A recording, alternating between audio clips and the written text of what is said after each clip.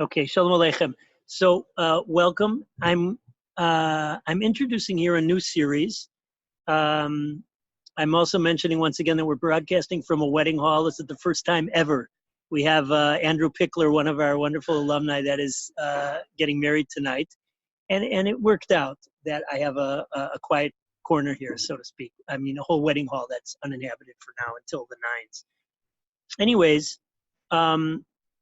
I'd like to describe a little bit the new series.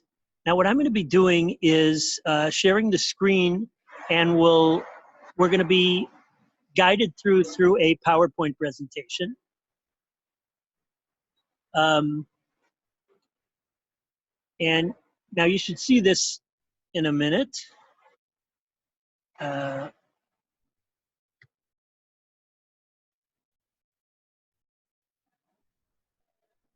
From beginning, here we are. Okay, now, we're beginning with Rabbi Yechezkel Landau, Zatzal, the Noda B'Yehuda.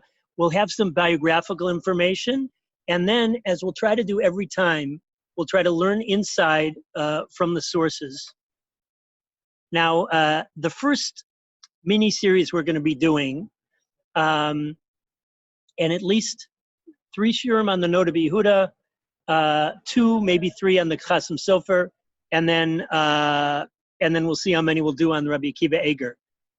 The reason why I chose these 3 are they're all 3 of them are poskim that have shilas and shuvas. They have responsa literature that is some of the greatest of this period, of the period of the Achronim. They were also these larger-than-life figures. Each one was a great community leader, a great teacher, wrote works that people learn to this day and treat as awesome. I saw something recently in the introduction to the Machon Yerushalayim edition of the Noda B'Yehuda. So he quotes there Rav Shmuel Engel. Rav Yosef Engel was the author, was a great lamdan, and was the author of many svarim, including Asfan D'Oraisa, one of the most famous. His brother was a posek, and so one of the other rabbanim, I forget who it was now, asked him, "Why do you spend so much time on the Noda B'Yehuda and the Chasam Sofer?" The Noda B'Yehuda and the Chasam Sofer. So said Rav Shmuel Engel, brother of Yosef Engel. These were people that were really from earlier generations, but they were given as a gift to us in this later generation. Now, this is the picture that is usually given of Rabbi Yechezkel Landau. I don't have personally the historical kelim, the ability to verify all these different pictures about which one's accurate, which one's not accurate. I once saw somebody put together a newspaper article in one of the Jewish newspapers about determining which pictures are accurate and which are not. Famous ones are, for instance, the picture that is often publicized as the Baal Shem Tov is really somebody else referred to as the Baal Shem Tov of Baal Shem of London. That the Rambam, the statue of the Rambam is really the Rambam, very questionable, all these kind of. So I don't know so much about the history of this picture, but this is the picture. If I do find a picture of one of the Achronim, that we do, and many of them we actual photographs, Chaim Brisker, and from the photography time on. So I will try to bring it based on V'hayu Einecha Ros Esmarecha, which is a play on that pasuk. You should be able to actually see the person. Now, the big 3 works of Rabbi Yechezkel Landau of Prague, most famous works are his Responsa, which is Noda B'Yehuda. This is from the first edition. We thank HebrewBooks.org for their wonderful website. Tzion L'Nefesh Chaya, which God willing we'll do a piece from that next week from Brachos. This is his Perushim on the Gemara, and Dagul Mevavra, which is his commentary in the Shulchan Aruch. And God willing, I'm planning a shiur on that. These are the earlier. Now, here's some of the basic facts. Just want to point out that we have participating if I got it right, a great grandson of the Noda Yehuda. I also have a friend whose name is Landau, and they're his mother's name is Landau, and they're descended from the Noda Yehuda. I looked a little bit into the genealogy websites, the Jewish genealogy websites. So there are people that trace themselves back to the Noda Yehuda. For me, they said 16 steps. It goes to my father's sister-in-law's sister's husband is remotely descended from the Noda Yehuda. So, and you can probably do the same thing if you go onto genie.com, find out how close you are to him. Now, 1713 to 1793. Now, these dates are very significant because, for instance, this is the beginning of the Hasidic movement. This is right after. This is during the Rabbi Yaakov Emden and Rav Yonasan Eibeshitz controversy. So it's a very significant time. His parents are Rabbi Yehuda, and Noda Yehuda is named after his father, and Rabbi Tzimchaya, Zion Lenefesh Chaya, is named after his mother. His father, as you see, was a great man. The Council of Four Lands was the autonomous Jewish government of that period. He's descended from Rashi. I don't know exactly how. I was looking for a chart for that, but I didn't find one. Now, the major points in his life, he was born in Apta. Again, we know Apta usually because of the Apta Rav. He learned from others just from a very short time in his teens. The Talmud of Rabbi Yitzchak Isaac of Ludmir, the Rav of Apta took him under his wings, but after that he was on his own. He married Liba, and they were married for around 60 years. And he was so broken when she passed away that he couldn't even speak at the Levaya. It was only 2 weeks later when he was able to speak at the Levaya. Or give a hesped, a public hesped in honor of his wife. But he gives her the credit for his becoming a Talmud Chacham. Now, he was a Dayan in Brody at age 20. Just to appreciate what this means, Brud, the Klois in Brud, was like the greatest, these massive Talmidei Chachamim in Galicia, and he was made a Dayan at age 20. So this is off the charts. Yampola was a small town on the one hand, but they were serious B'nai Torah, and so he became their Rav in 1745. And then one of the greatest rabbinic positions in Europe in that generation was the Rav of Prague, and so he became the Rav of Prague from then on. Shalom, all those that just joined us, welcome. We're doing the Noda Yehuda today, Rabbi Yecheskel Landau of Prague. And age 40, he became the Rav of Prague until his passing. Now, I would like to do together a Shila. Now, through this, again, I can't avoid being Chappellesian methodological. The anatomy of a Shila and Tshuva, of a responsum, is usually a question. There's the relevant sources that lead to the answer, and then there's the final ruling. So the thing about the Rav Yecheskel Landau, the Noda Yehuda Shilas, some of them are extremely colorful, and would make good movies. Some of them movies that would probably be usher to see. This particular one is a very interesting case, and there was absolutely no exaggeration in my title, which was the Agunah who poisoned her husband. Now you see also again what kind of a person he was in terms of questions coming to him from all over the place. Questions even came to him from Eretz Yisrael. But here, this is Shila me Eretz Yishmael, which is one of the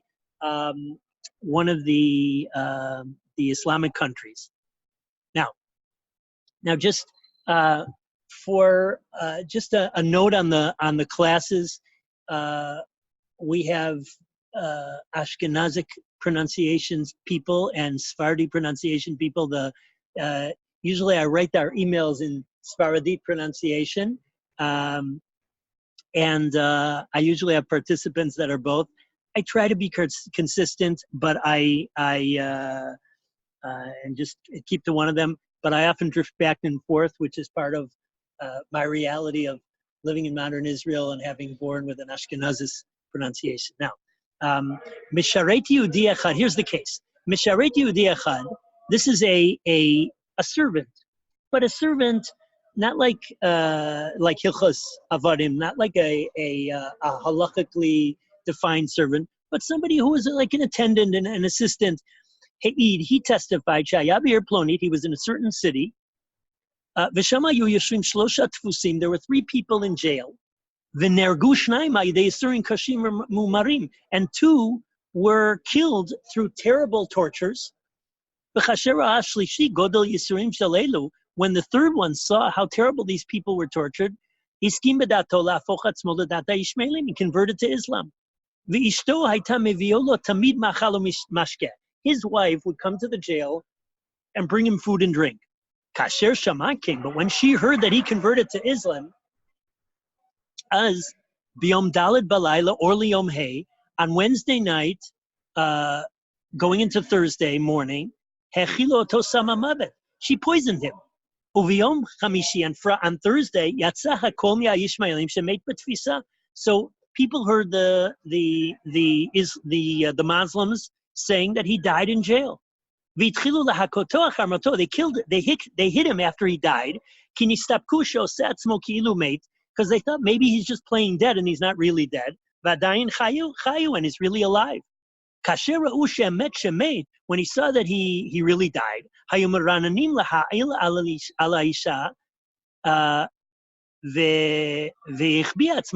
now, so they were saying that she poisoned her husband, which she actually did.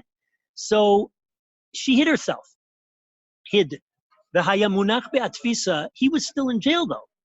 And no Jew was able to come to the jail. So there's this Jew in jail, dead. Until whatever, I guess, pulling strings that they were able to do on Sunday. Now note the timing here. Wednesday night. There was a whole Thursday night, Friday night, Shabbat, Motzei Shabbat, Sunday. That'll be significant later on.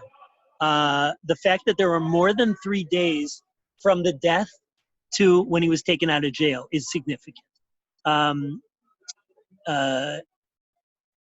Nitan Rishayon. So then they were given permission. The Jews went to the jail. They took him out of there. He was still dressed in his clothing.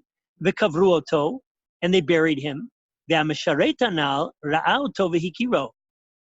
the Misharet, that attendant, he saw him and he recognized him.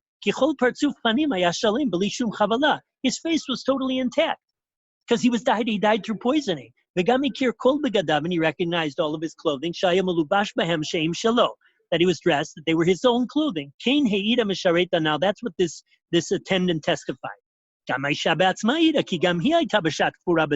She secretly was there at the burial of her former husband, the husband who she poisoned. And she recognized her husband. They were the same clothing that he was wearing when she poisoned him.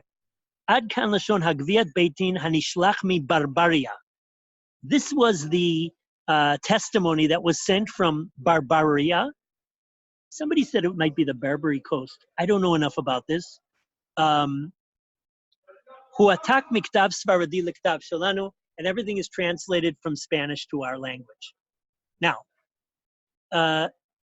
says Rabbi Yecheskel Lando, says the Noda B'Yehuda, V'idei midei ovri po kal kodesh Zaslav. So he was in this place called Zaslav, which I have no idea where it is. Uva Shila na lefanai. So this Shila came to me. Now he says there's two issues.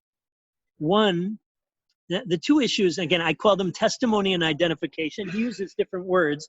One word he uses is katat, and the other word he uses is shoshayami. I'll tell you why he uses these words. The Mishnah talks about a woman who says that her husband came from a different country, and she says her husband died. But when we know that they were fighting, so the woman's believability that her husband died is diminished.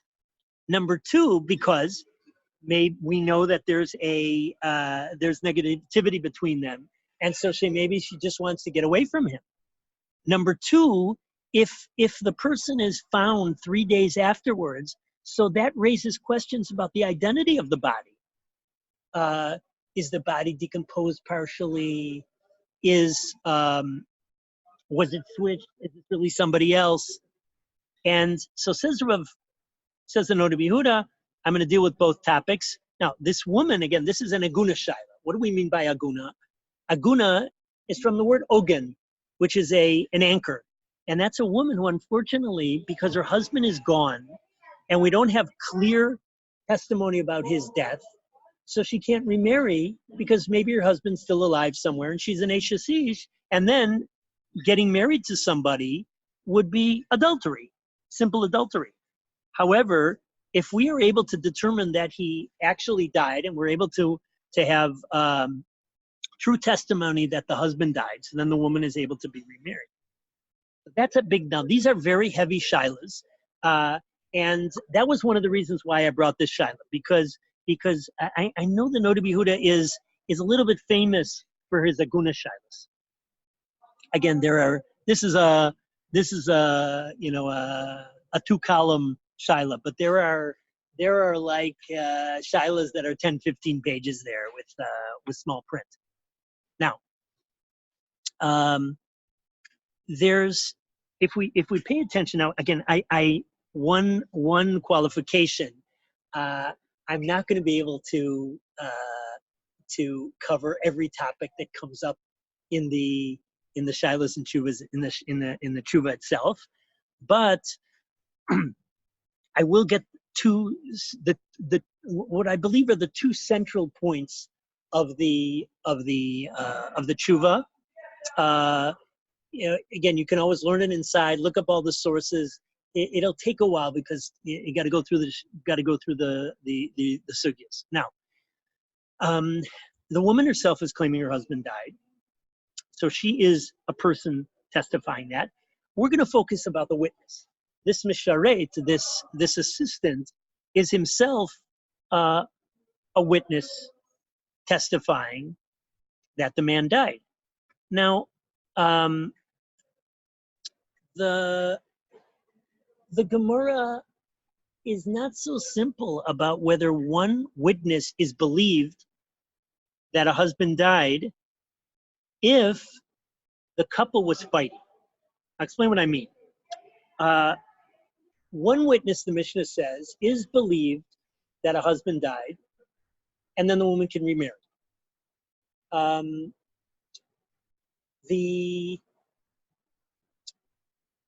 The Gemara asks, what about if the couple was fighting?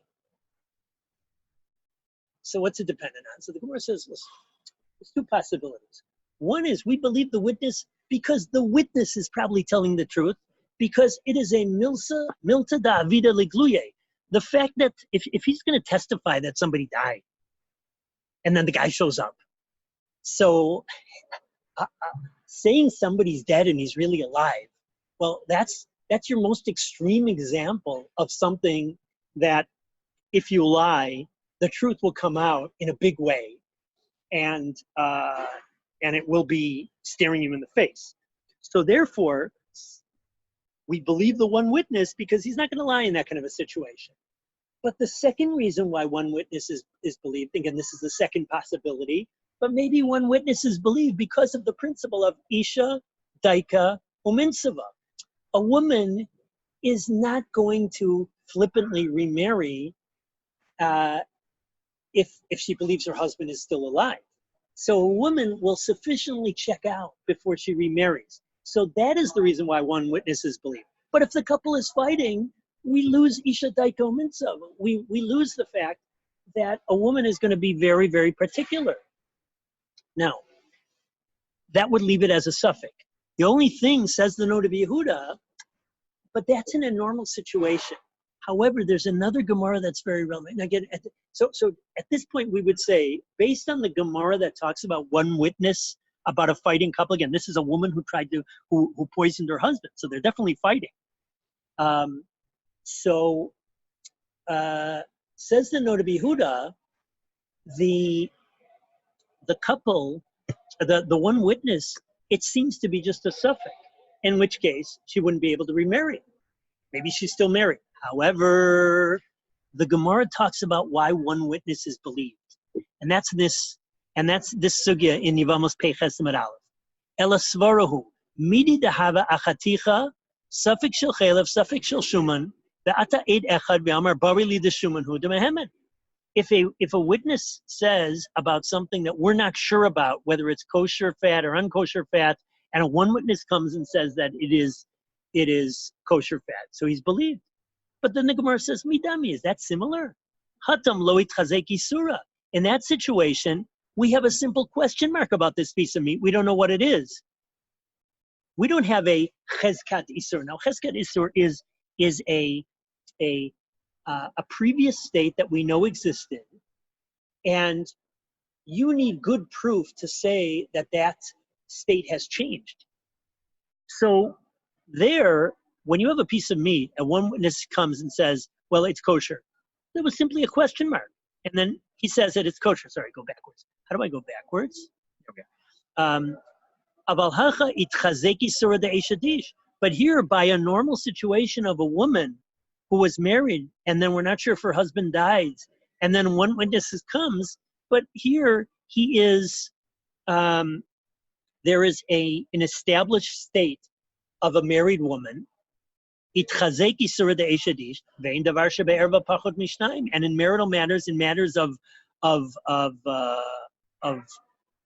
prohibited relations, and again, it would be a matter of prohibited relations, because if she would be remarried and she's still married to her husband, so that's adultery. So ein davar shebe'erev pachot mishnayim. You need two witnesses for that. So says the Noda Yehuda, wait a second. In a situation where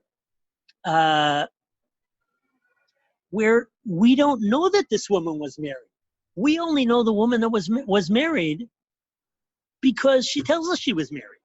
Meaning the whole testimony was she's saying that her husband was in jail. She's telling us it's her husband. This is a woman who is just coming to us and telling us the whole story and asking us if she can remarry. She does not have a cheskas eishesish. She doesn't have an established state of being a married woman. We only know she's a married woman because she says she's a married woman. So then it turns out that one witness is believed. Now, let's read on the first line of this page. Let me pull out my spotlight. Right over here. V'zeh etzli yesod musad kula l'chola agunot haboet l'fanai. This, for me, is a basic principle, is a fundamental principle, a leniency that applies to all, that I apply to all the agunahs, all these women who are stuck not being able to remarry because they don't know what's with their husbands, v'lo noda mihin, and we don't know who they are, imayala and bal, if they had a husband or not. Zelo mikri itchazek isura, ela im yadua be'edim shayala bal. It's not considered an established isur eishesish unless we know through witnesses that she had a husband. We're talking about a woman, we know she had a husband, and they went away. Okay,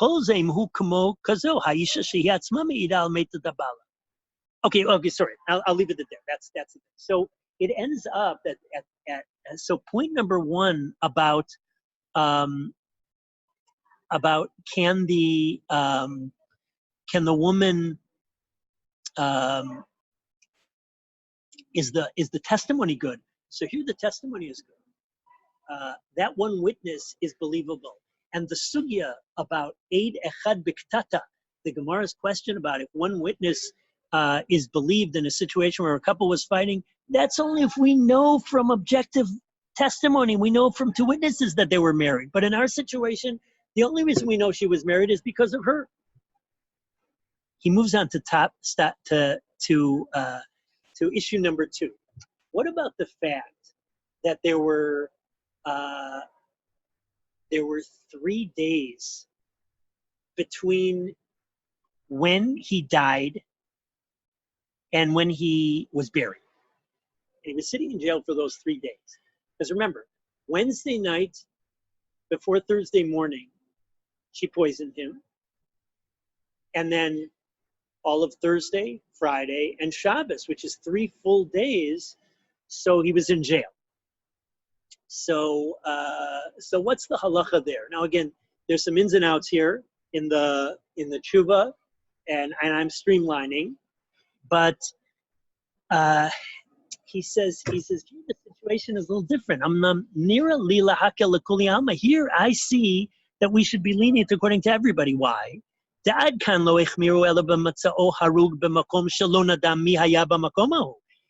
whole question about if the body was found 3 days after it disappeared, that's only if he was found in a place where we don't know who was around there.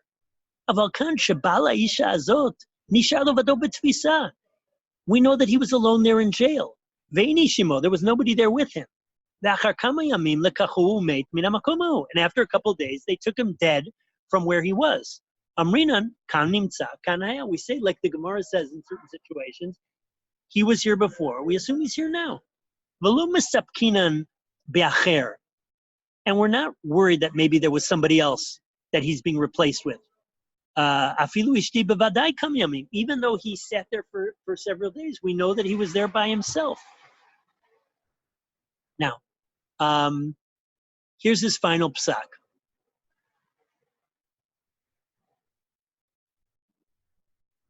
Aval, kan nirali lahakel, I see to be lenient here.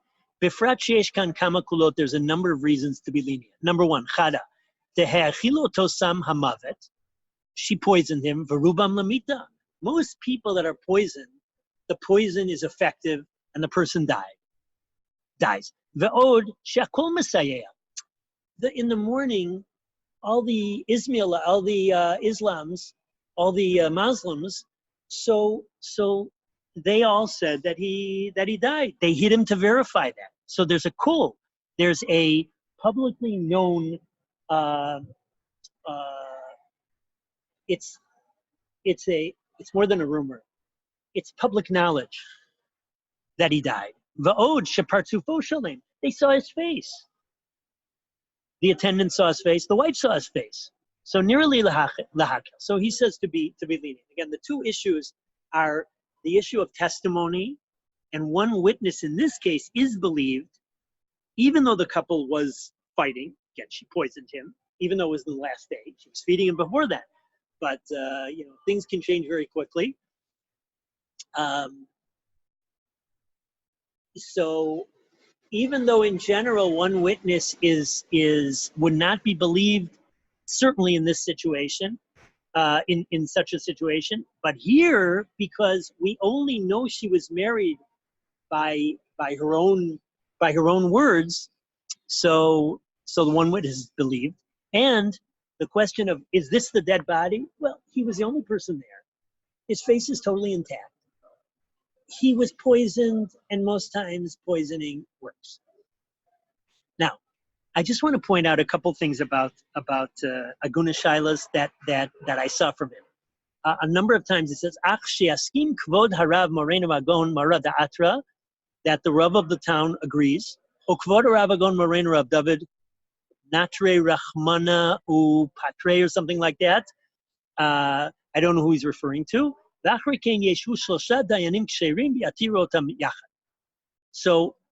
all this is on the condition that these other two rabbis will agree. kedin aniset al pi ed echad shetzricha beit din. Like the rule about somebody who is remarried based on the testimony of one witness, that you need a beis din sit. Now, again, he says once again that it is only what is Hey Kaf Daled?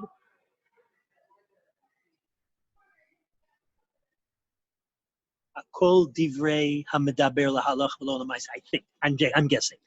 Ki'im ba'askamat agdol. Only if they agree. So he says this many. I saw it a number of the Agunah Shilas. He ends again. I didn't read the whole Shilas. I just skimmed to the end. But I see that he asked for others. I picked this Shila because I know there was a heter in the end.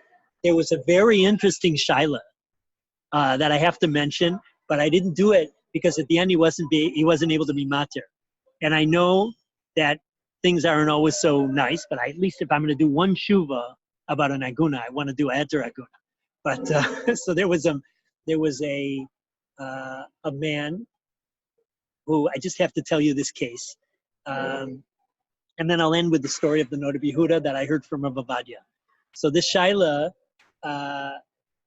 was that there was a woman whose husband was away for a long, long time. And then a guy comes and he shows up in her store. And he says to her, I know something about your husband. She looks at him and she says, that's my husband. And then people in town recognized him as her husband. And the beis din heard him say. Now, then, and I forget if there was a get already or there wasn't a get already. Then he went somewhere else. He like absconded. He went to another place. And the same thing happened with that other woman in another town. And the two batei din are arguing. Just I saw the chat now. Sorry about that. Thank you. So there's one kosher Jewish with me. Yes.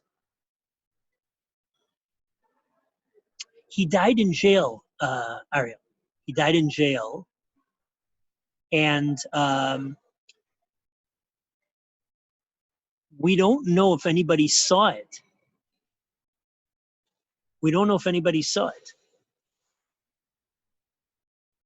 Meaning, we know the Muslims tested to see if it was dead, but the witness only saw him when he was taken out of the jail and buried.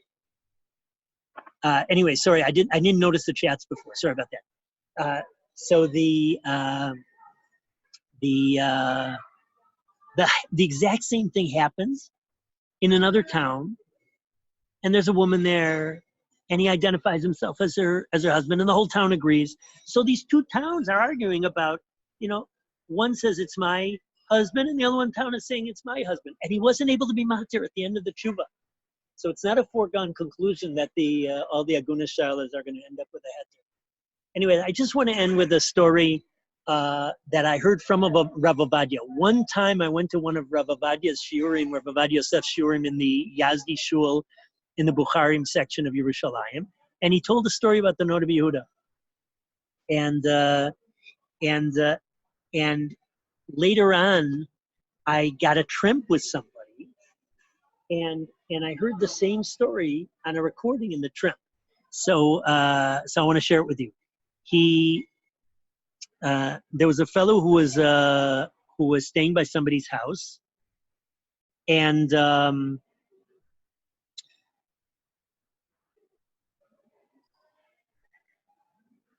there was somebody who was staying by somebody's house. He was a businessman in Prague for business. Anyways, the businessman had a lot of money, and before he went to sleep, he put all of his money and his clothing next to his bed. The Balabayas was a trickster, and he, in the middle of the night, took the money, took the clothing, replaced his own clothing by the bed, and in the morning, he was dressed in the businessman's clothing, and he was ready to go. And the businessman wakes up and he said, hey, where's my money? And hey, you're wearing my clothing. He says, wait a second, what's going on? He says, thank you for hosting me. I'm leaving. The host says, making believe that he's the businessman. And the guy says, what are you talking about? That's my money. Those are my clothing. He says, I don't know what you're talking about. These are my clothing. This is my money, and I'm leaving. And thank you very much for hosting me. He says, you're crazy. So the guy was so sure of his ruse. He says, listen, we got a basting here. You can we'll go to the basting. So he thought he was going to fool the Noda B'Yehuda. So the Noda B'Yehuda says, he hears what they say, and he says, come back tomorrow morning, 10 a.m. Anyway, they're in the office at 10 a.m. They're waiting out there. Now, the Noda B'Yehuda was a very tall person. In fact, in one biography that I read, it said that they had to alter the chair of the Rabbanus in Prague in order to fit the Noda B'Yehuda's body. He was so tall. Anyways, the people were waiting there at 10 o'clock, and they hear screaming from the office of the Noda B'Yehuda. He's like screaming at somebody. And they're starting to get edgy, like it's a little scary. And they're waiting, and they're screaming. And now, what I neglected to tell is he took the names of both of them, and let's say that the host is Yaakov.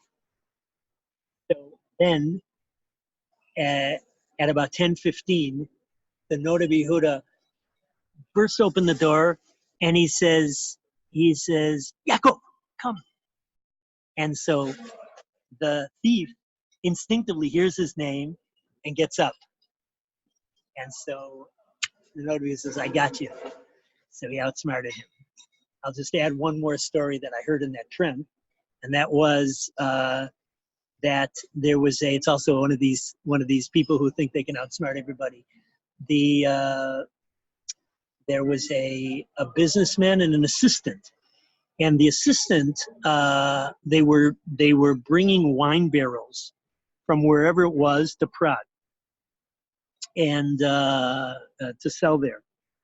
So the businessman, the assistant, had his life savings with him, and he says, I can't just, can't just walk around with this.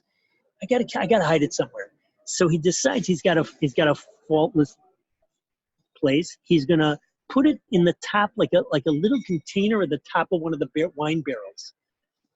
So he didn't realize he did this he hid it there in the middle of the night, and the boss was looking at him, and the boss knew the whole thing.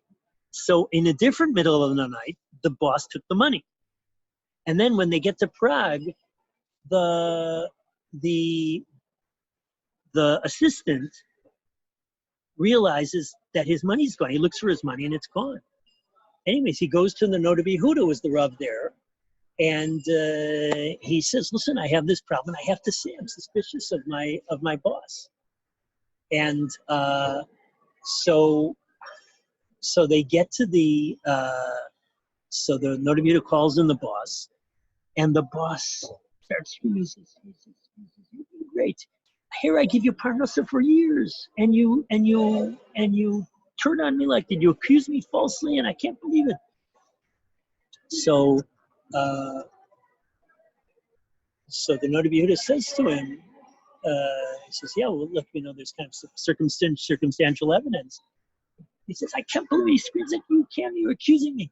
So the Noda B'Yehuda says, okay, it seems right. Well, if you didn't steal it, so then who else could it have been? It must be the non-Jewish porters.